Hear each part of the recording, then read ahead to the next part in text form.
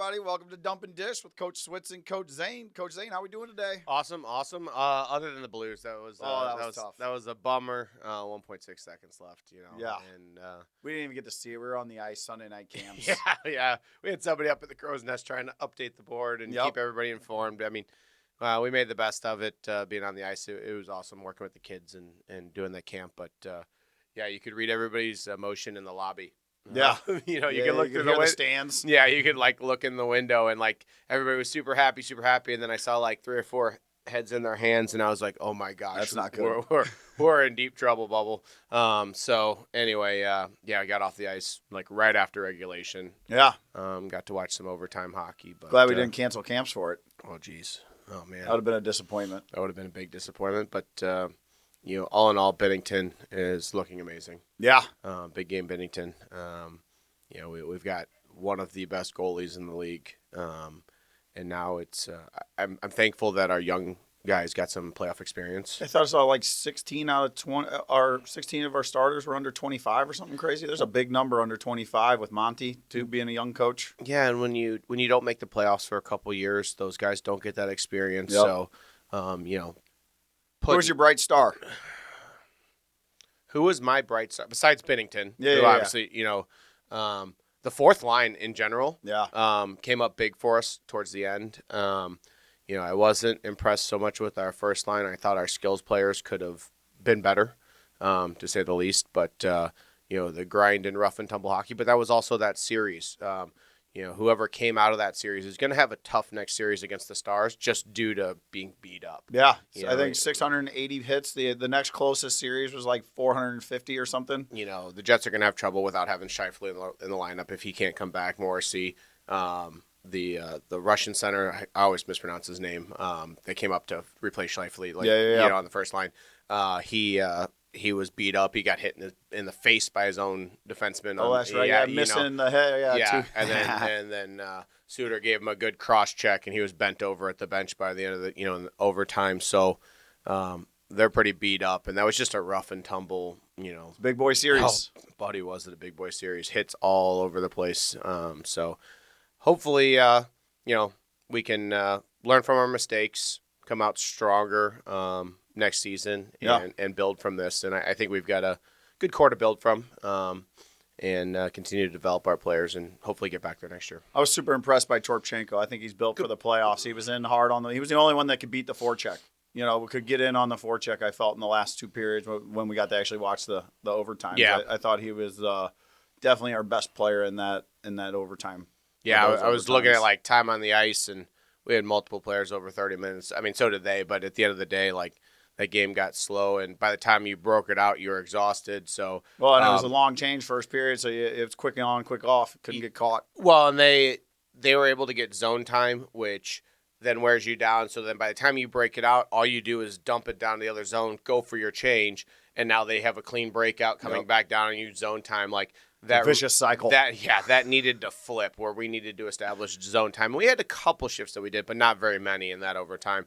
But that's the name of the game in overtime is you got to pressure them in their defensive zone so that they have to dump the puck when they get an offensive chance. And then you pretty much get a free out of your zone back into their offensive zone and reestablish. Smooth breakout, get some speed rolling with the 5. Yeah, instead we're wasting all of our energy just trying, not to lose in our defensive zone and there's no offense done. Yep. Big night last night. Draft happened, NHL Draft. I saw that the Islanders, what'd you say, 3% chance, and they ended up with it? 3.5. Shocker. Yeah. Biggest market gets the number 1 pick. That can't believe it. Yeah, no.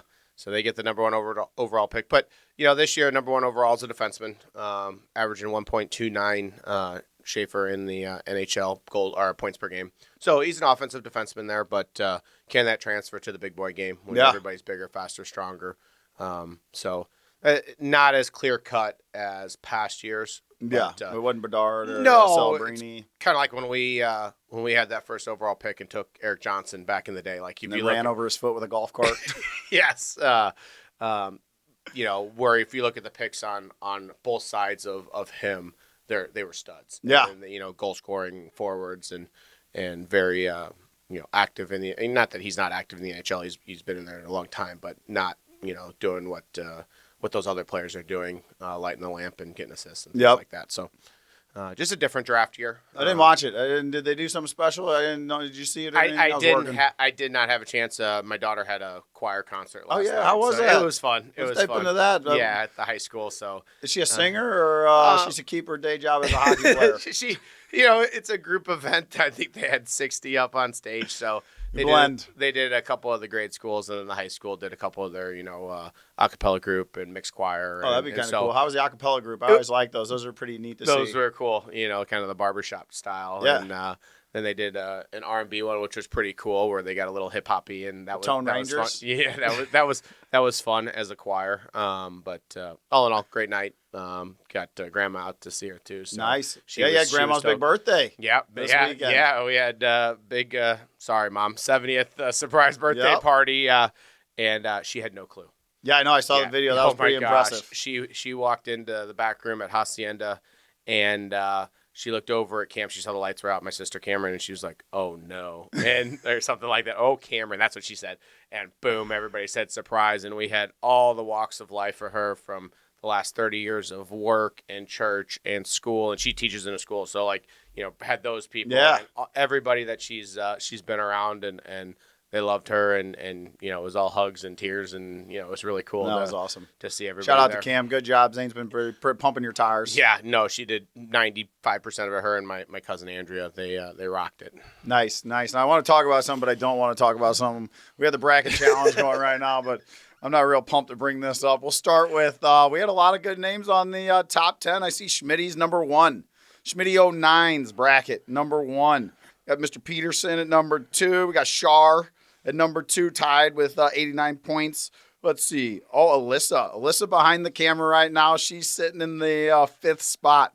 Pretty impressive there. See some Hertz boys on there. And Miss Emma Ganad and Sammy.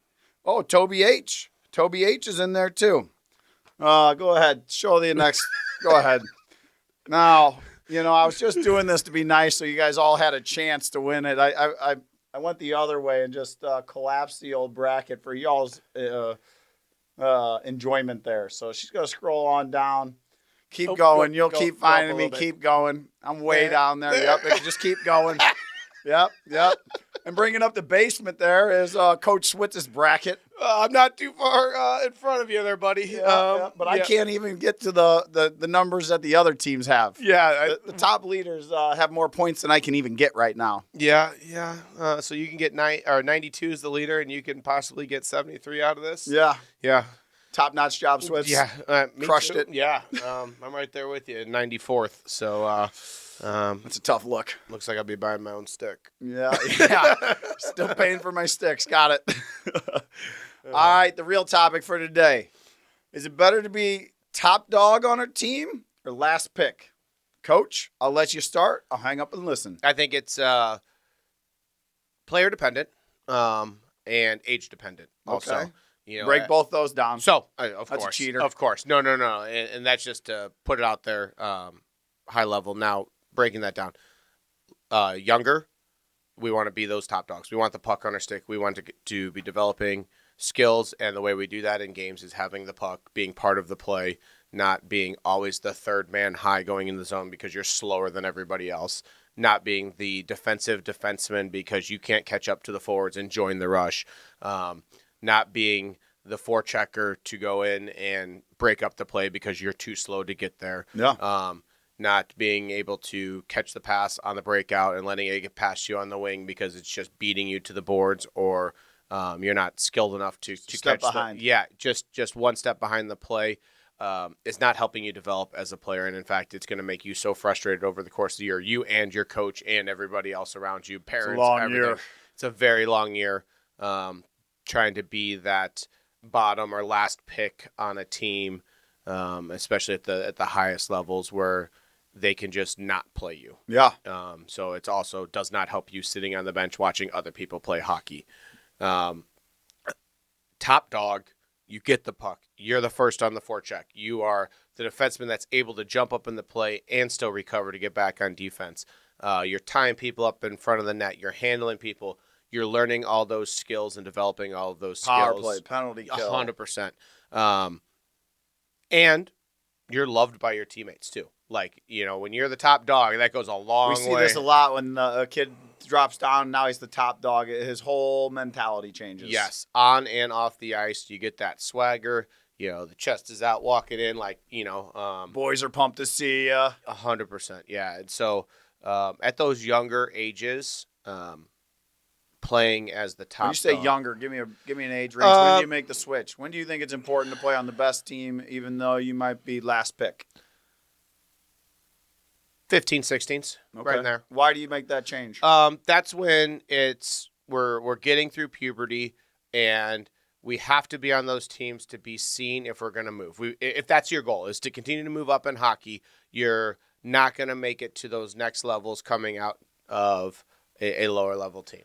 Now, you said you don't learn hockey or you don't get better at hockey sitting on the bench. So how do you get seen sitting on the bench as a fourth liner getting 5 minutes a game? That's like our conversation a couple weeks ago where we talked about when you get into a new team and you're on the bottom and how you work your way up a team. You have to be able to have the mental fortitude to push through and move up the lineup if you're going to do that. If you don't have a chance to move up that lineup, then that's not the right place for you. But if you are ready to push yourself, it's just like that off-season training, everything. When that kicks in and, all right, I'm going to go try to play juniors or I'm going to go try to play college hockey, like, you got to be on that AAA team to get to that next level. Well, I think you at the top levels, yes. What do you mean by the top levels? So if you're going to go play junior A hockey or you're going to go play Division I hockey, you have to come through a AAA program, then possibly a junior program. There are some. There's so many junior leagues though now. Do you think that's like you got to rush it there? Because I've seen a lot of Central States kids go play juniors. Sure, but I have not seen them end up in numbers at the USHL. I agree. Those levels that are going to end up playing Division I. If that's your goal, that's even back there. What's your goal in hockey? Let's start there. And ACHA Division III, like we can do that from those lower level junior leagues. But if your true goal is to play Division I or higher, that's when you've got to make that jump and you've got to excel and you've got to put in the work off the ice. You got to put in the work on the ice, like in practice, prove to the coaches that you earn that ice time and excel, and continue to move up that lineup. And if it's not for you, then that's not the right pick. Then it is better to be the top dog on the next team down. Yeah. And I personally can talk to that because I went and was playing juniors, and at Christmas time, I dropped back down to the Central States team here in St. Louis after I made the decision that I was going to go to Wash U. I was not trying to pursue hockey anymore after high school.